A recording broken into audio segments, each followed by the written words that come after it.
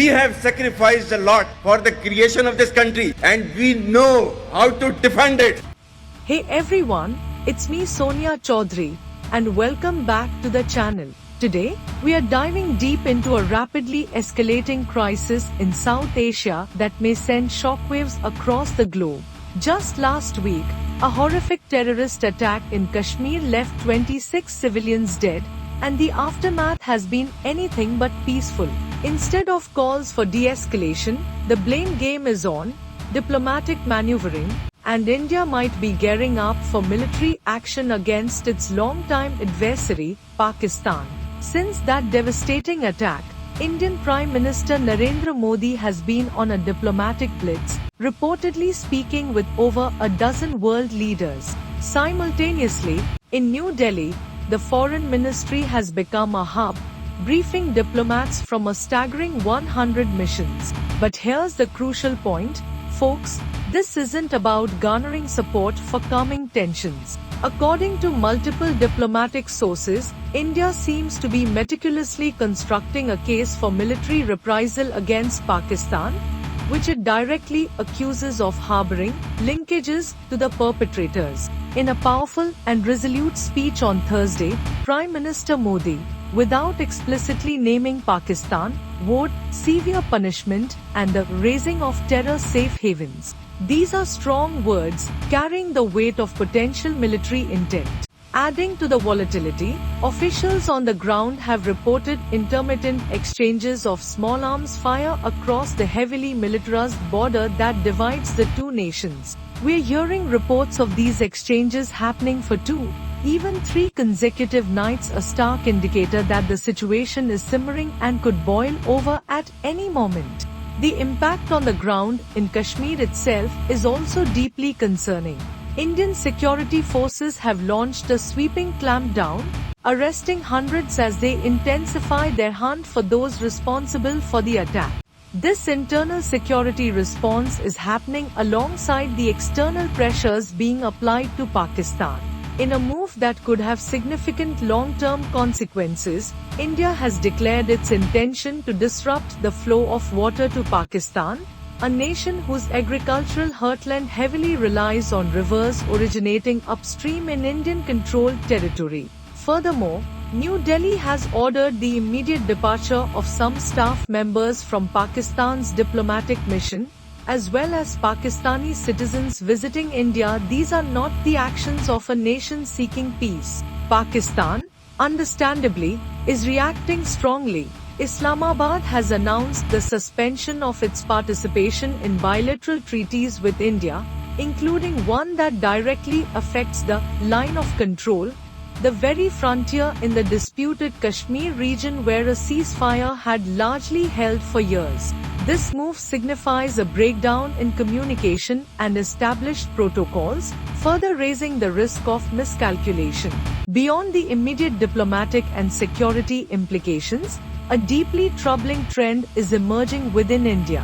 Anti-Muslim sentiment is reportedly intensifying, with Kashmiri students studying in various Indian cities facing widespread harassment. Many are feeling so unsafe that they are being compelled to return home. This internal social friction adds another layer of complexity to an already volatile situation.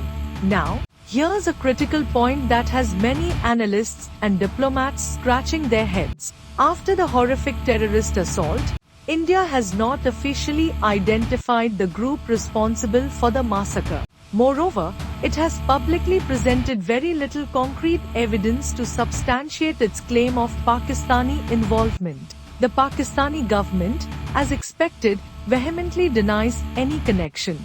During the briefings held for diplomats in New Delhi, Indian officials reportedly focused on Pakistan's past patterns of supporting terrorist groups targeting India. While they made brief references to technical intelligence, including facial recognition data allegedly linking the perpetrators to Pakistan, the details remain vague. This lack of strong, publicly available evidence has led to two main possibilities, according to analysts. Firstly, India might still be in the process of gathering conclusive information before taking any drastic action. Secondly, And perhaps more worryingly, some suggest that in a world grappling with numerous crises, India might feel less compelled to provide extensive justification for any actions it intends to take. The potential for a military confrontation between India and Pakistan, both nuclear-armed states, is terrifying. The risk of rapid escalation that could spiral out of control is very real. Yet, India appears to be operating with a significant degree of perceived freedom, seemingly unrestrained by robust global pressure to limit its response. In recent years, as India's diplomatic and economic influence has grown, it has shown a greater willingness to assert its power. Several nations, including Iran and Saudi Arabia, have reportedly reached out to both sides, with Iran even offering to mediate. The United Nations and the European Union have issued calls for restraint and dialogue.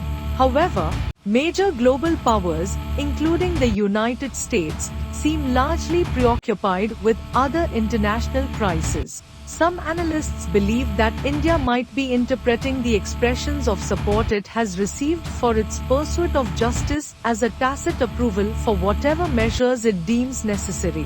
Interestingly, officials from the Trump administration have voiced strong backing for India's fight against terrorism. While President Trump has described himself as friendly with both India and Pakistan, he has also acknowledged their long-standing animosity. However, the level of Washington's potential involvement in this current crisis remains unclear. The fact that, 3 months into his term, there is still no US ambassador to India could be interpreted as a sign of where South Asia currently ranks on the US priority list. Even if the United States or other global powers were to actively intervene, their influence might be limited. India and Pakistan have fought multiple wars over Kashmir, a region they both claim in its entirety. New Delhi firmly views this dispute as a purely bilateral issue with Pakistan, resisting external mediation. Looking back, the initial response from Washington mirrors how the previous Trump administration handled the last major flare-up over Kashmir in 2019, triggered by an attack where the affiliation of the attackers was more clearly linked to a Pakistan-based group, Jaish-e-Mohammed. Back then, the White House initially signaled support for India and only increased diplomatic pressure for restraint after India had conducted a cross-border airstrike. This tit-for-tat dynamic is incredibly dangerous. Experts warn that the cycle of retaliation could escalate rapidly, with both sides potentially overestimating their ability to control the situation. Adding another layer of complexity is the murky claim of responsibility for last week's attack. Unlike the clearer attribution in 2019, a little-known group calling itself the Resistance Front has emerged on social media claiming responsibility, according to Indian news outlets. However, Indian officials, speaking privately, suggest this group is merely a proxy for Lashkar-e-Taiba, another Pakistan-based terrorist organization. This lack of clarity surrounding the perpetrators might explain why India is largely focusing on Pakistan's past support for terrorism in Kashmir to justify potential military action now. However, this approach, especially before presenting concrete evidence even in private diplomatic discussions, has raised eyebrows among some diplomats. The fundamental question being asked is, do you initiate a war with a nuclear-armed neighbor based primarily on historical patterns? Interestingly, some within India, like former National Security Advisor Shiv Shankar Menon, suggest that Prime Minister Modi might feel he has little choice but to take military action, having responded with strikes after previous attacks in 2016 and 2019. There's a domestic pressure on the Indian government to respond decisively to a major security lapse in a region it has been trying to portray as improving and where it has been encouraging tourism. However, Mr. Menon also offers a somewhat less alarming perspective, suggesting that the two adversaries might be content in a state of managed hostility, implying that a full-scale war might be avoided. So, what does all this mean? The situation is incredibly fluid and fraught with danger. India's diplomatic posturing and the military movements on the ground suggest a potential for significant escalation. The lack of clear evidence publicly linking Pakistan to the recent attack, coupled with the historical context of the Kashmir dispute and the nuclear capabilities of both nations, creates a highly precarious scenario.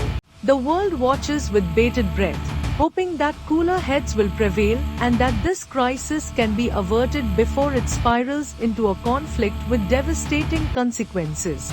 What are your thoughts on this developing situation? Do you think military action is inevitable? Let me know in the comments below. Don't forget to like this video and subscribe for more in-depth analysis of global events. Thanks for watching.